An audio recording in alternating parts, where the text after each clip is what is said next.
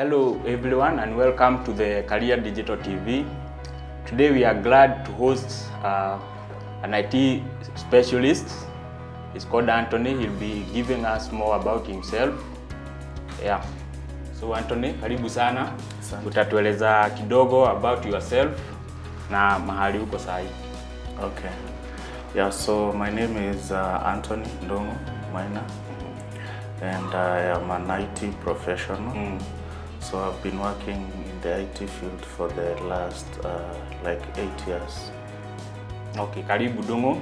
So as I had mentioned, guys, Anthony is an expert in IT, and we've been talking about diverse issues on IT, and we are very glad to have him as he walk us through his journey in IT, na atatueleza mambo kidogo about his interest in the industry, vile alianza na so far mahali yako. So karibu. Okay. Yeah, so tell us a little about your journey in the IT. Okay. Yeah, so maybe I can talk about how I got interested in IT. Yeah. So I think it started in high school with the typing classes. And then I got interested in computers, and I was going to cyber cafes to browse random stuff. Yeah. And Facebook. And then so when I was finishing high school, I knew I wanted to do something that is computer related. Yeah. So when I went to university, I picked a course that is about computers. Yes, that was bachelor's in electronics and computer engineering. Yeah. So yeah. So it's something that started way back then. It's something that was already on your mind. You didn't have an issue or a difficulty in deciding the career that you wanted. Yes, I was sure I wanted to do something that is computer related. I was interested in computers. Yeah. Okay. Yeah, so as I had mentioned, I gave a little brief that one of the next guest actually would be currently works at a major IT company in Kenya. So maybe unaweza tuambia kidogo about your journey na vile ulijipata uko Safaricom.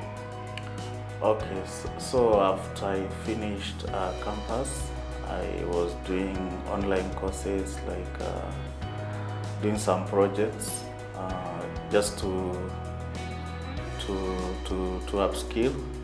And then I applied to an internship. I was lucky to get an internship at a company, a startup in Nairobi. So with reputable people, and that's where I started. I worked there like 1 month. Then I had also applied to Safaricom for an internship. They got back to me, and so I decided to move there. So that's where I also started my career in Safaricom, which is still where I'm working right now. Yeah. So currently you are at Safaricom, which is very good, and I know that many people dreams of getting to such a big organization. So how was your education like?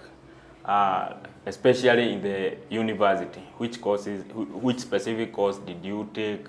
How do you think it prepared you to get the skills that are needed in the job market?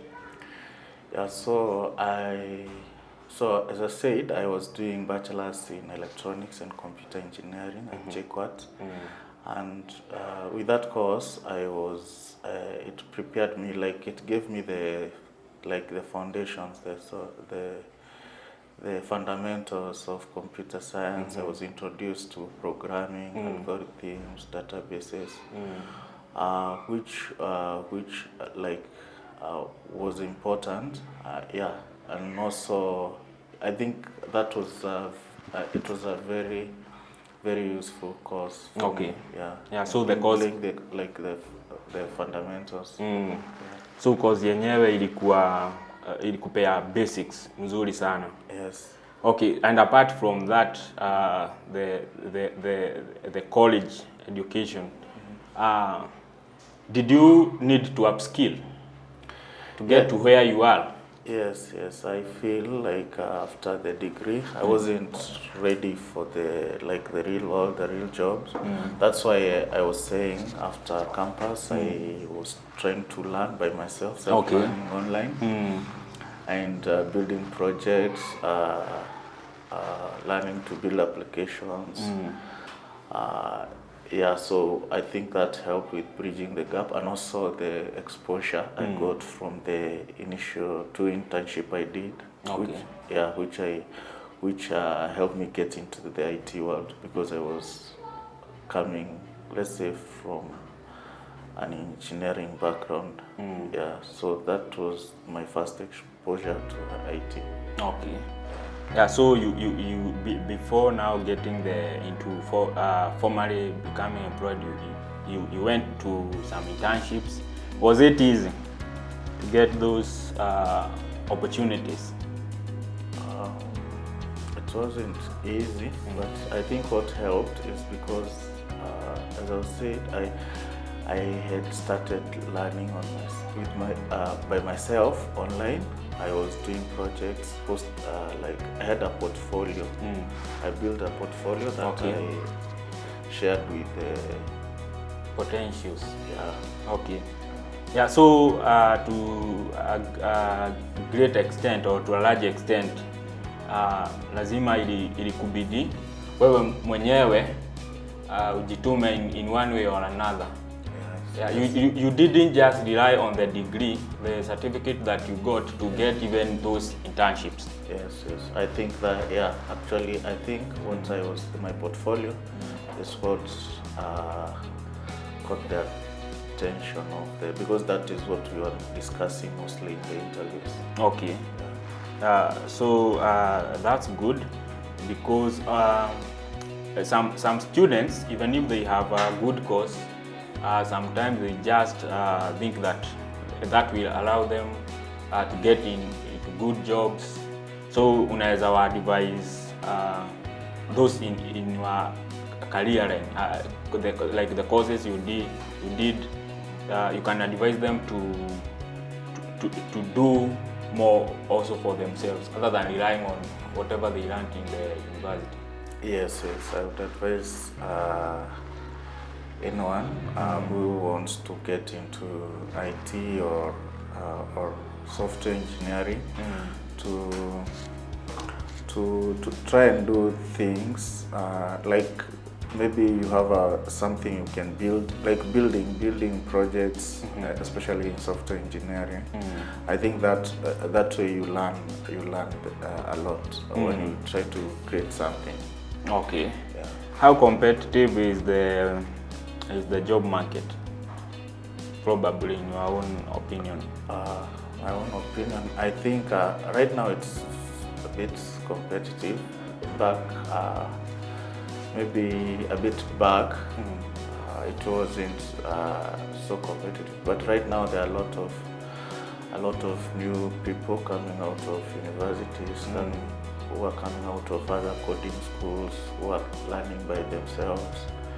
Yeah, so it's quite competitive. So what will differentiate somebody is if they really have so you need to differentiate yourself. Yeah. You have to be unique in one way or another. Like you said, it's like upskilling. Yes. You don't stagnate. Yeah. And how is the outlook? Now there are changes every day. Now and then there are changes. There is this artificial intelligence and many other new trends or things that are emerging. So personally, I think the outlook for the future is good. So Yeah, I think what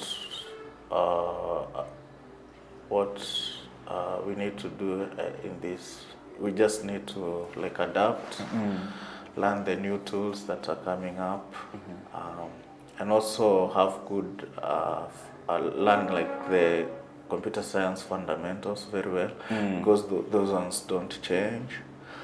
Yeah, so yeah, and just use like things like AI that they're coming up. Just learn to use them, to leverage them, to be more productive.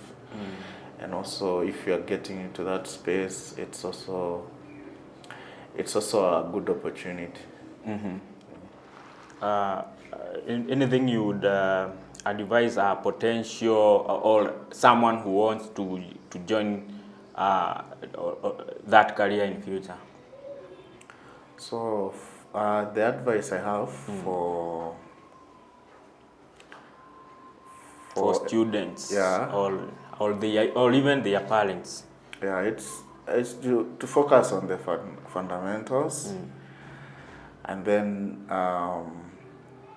learn to learn, like be ready to learn something specific that might come up your way. Yeah, but I think that is made easier by having the fundamentals of computer science. Yeah, so if you have that and you need to learn something specific for a specific scenario, you're able to do that very, very fast. Okay. Yeah, and also now that you mentioned to learn something specific, the courses are usually broad, especially in our universities. Yeah. So is it good to specialize in one thing, or in not to be so broad, or how is it like in the industry? The industry, yeah, I think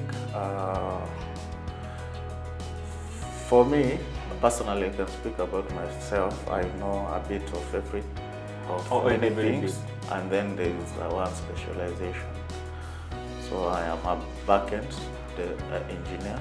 Okay. That is where I specialize, but I know a bit of front end. I know a bit of other things. Yeah, even AI, I've tried to learn a bit of it. I think they call it T-shape. Yeah. So I think that's how I've approached it. Okay, so at least you have the basics. Yeah. Then you try to see which area you are better, or you can focus more on. Yeah, or look at the opportunities around you. Oh, okay. Yeah, and see what you can specialize on. Yeah. Okay, yeah, maybe I can take you back about the AI. Already you have mentioned about a bit on it. So we hear that the AI is taking up jobs. Yeah, that is in line with the trends and the advancement in technologies. So should a person in this sector, or who wishes to be employed in a job like yours in the IT, should they be worried, or as long as you are educated, you are good? Okay, you know this, we don't know the future, but the way I see it is that they shouldn't be worried. What they should do is to learn to use AI. For example, personally, the way I use AI, I use it when I'm doing coding, when I'm debugging, like chatbots. It's like a teammate, you ask it questions, and also we have tools like Copilot. When you're using an editor, it suggests for you the code, and then you read it, you can accept it, or things like that. You learn to work with AI. I think that will help you be better and be more productive. Yeah, so for me, I don't think they should be worried. They should just adapt to the new tools, use the new tools to be better and to be competitive. Because everyone else is going to be using them. And also key, I need to emphasize, you need to have those CS fundamentals, computer science fundamentals, so that even when AI suggests a code, you know what to ask, and also to review the output from the AI tools, such things. Yeah. So the fundamentals are like the basics. Like you are well informed about the. Yeah. Like learn, like I would say, there are a lot of things like based on like what you're doing and your interest, but there are things like you need to learn like a few programming languages very well. You need to like different ones. You need to learn algorithms, to learn algorithms, data structures, databases, a bit of networking, how like computers communicate, those kind of things. They will still be there even with AI and yeah. Oh, okay, so there are some areas that AI won't be able to displace the humans.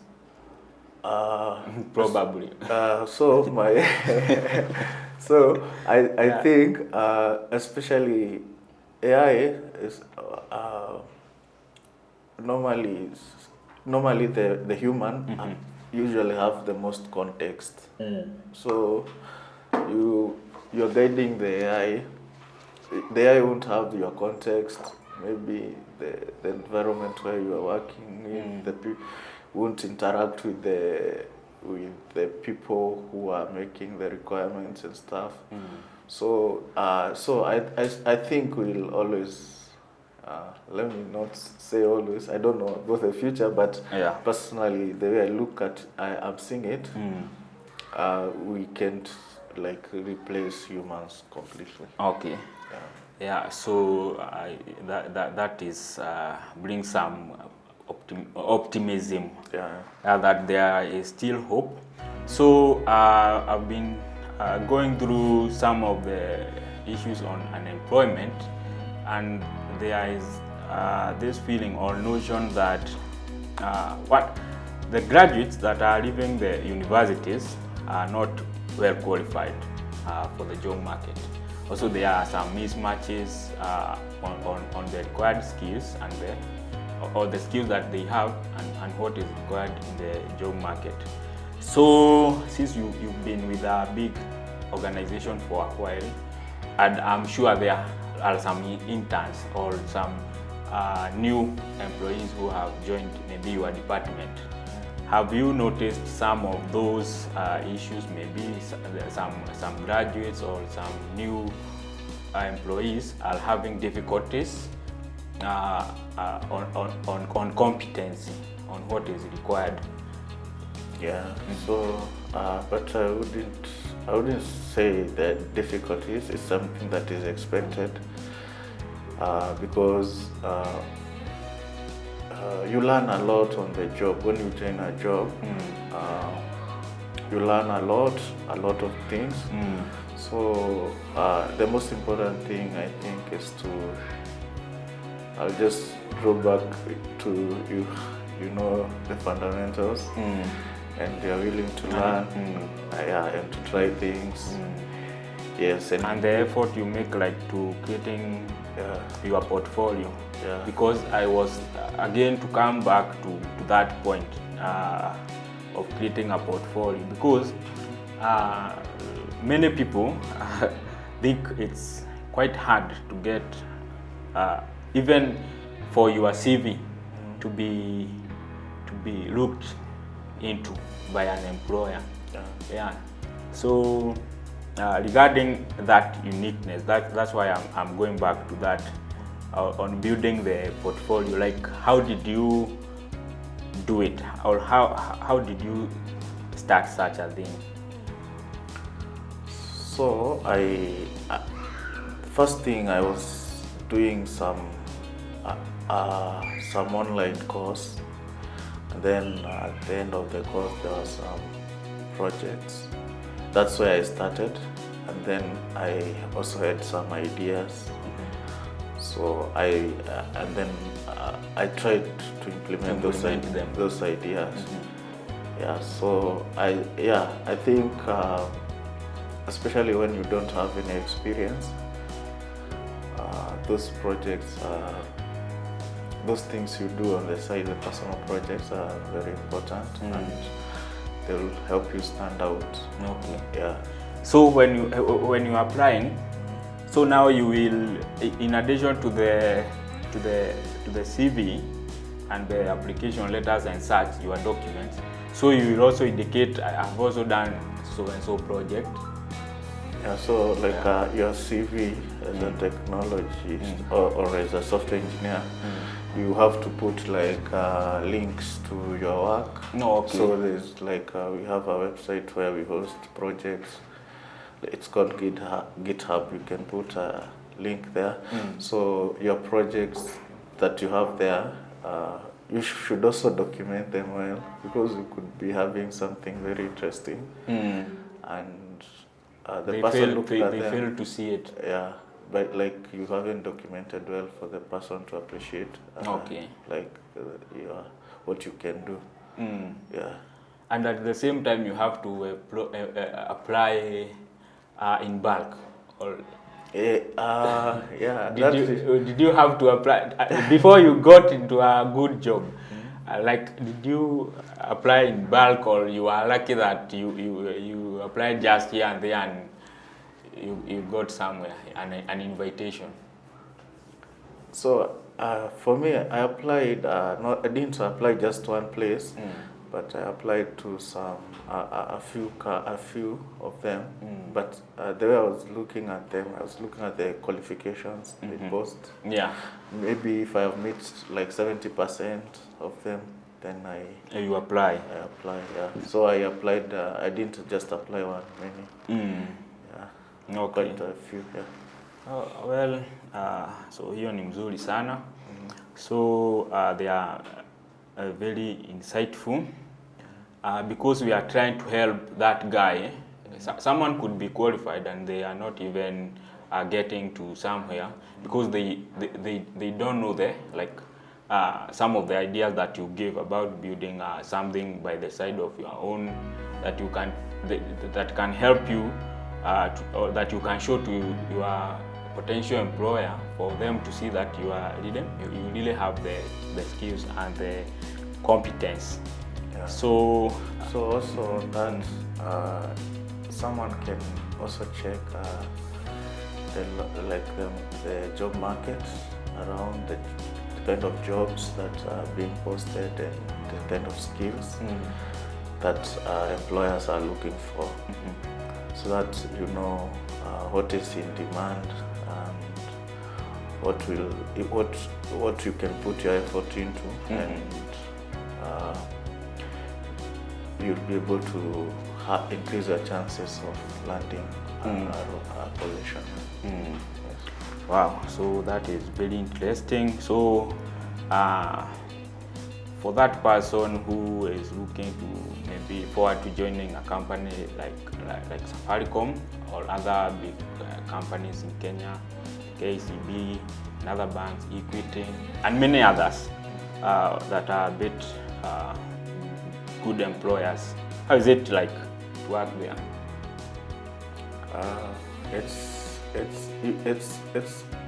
My experience has been good. You learn a lot. It's like Safaricom, I love working there. You work on interesting projects. You work with a lot of smart people. Yeah, so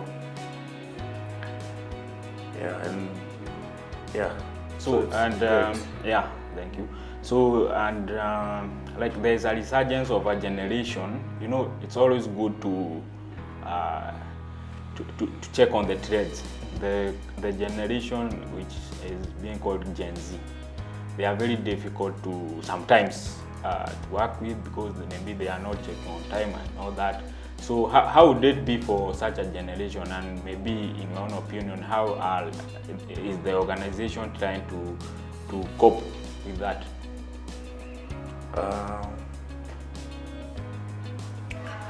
So I have worked with Gen Z lately, and they are professional.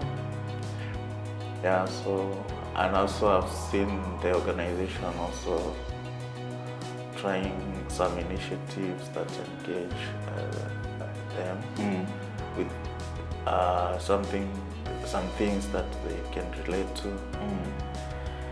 Yeah, so, yeah. Okay. But at the end of the day, there are some rules, there are some, the organization is still strict. Someone would just come there to joke around, right? Yeah, yes, like it applies to everyone. There are rules, there are policies, they apply to everyone. Yeah, because it's important to mention that, because there are some people who will try their best to get into the job market, but once they are absorbed, now they relax. Yeah. Pale hakuna mchezo. Yeah, yes. Okay. Yeah, so thank you for that and those insights. Maybe anything you would like to say, to caution or to tell people who are maybe will be joining your industry. Okay. Yeah. So in your own opinion, or from a personal perspective. Okay. So yeah, I think this is an exciting time to join technology, to work in technology. With AI, it also helps you in learning. It helps with a lot of things that before you are wasting a lot of time with. Yeah, but you shouldn't also be so reliant on it to the point you are not like thinking you're outsourcing all your thinking to AI. Yeah, so you should work with it creatively, like as a teammate or as an assistant. Yeah, and yeah, the future is bright. It's bright. Tech, yeah.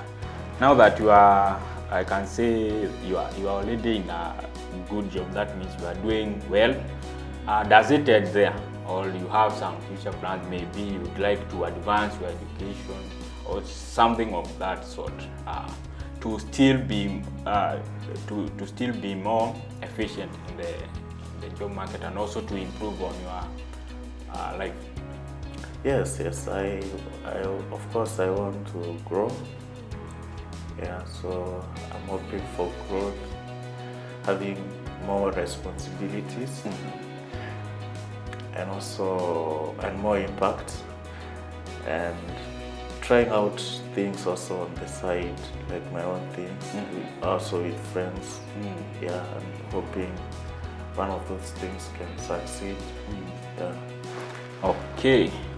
As we wind up, maybe any acknowledgements, anyone would like to thanks or anything like that? Thank you for inviting me. This is my first time in front of a camera. Yeah, so yeah. So you are most welcome, and there is always a beginning or a start to everything. Yeah, so as for us here at Career Digital TV, we are very honored and delighted to have you. I know that you work in the back end, and many people are not used to the camera, especially when you are not operating on the front end. So thank you for creating time for us. We believe that our viewers will be able to learn a lot from you.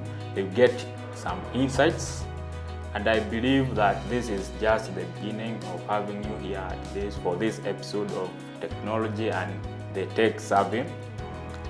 In future, we may invite you again to come and maybe respond to some of the feedback that we'll be getting from our viewers.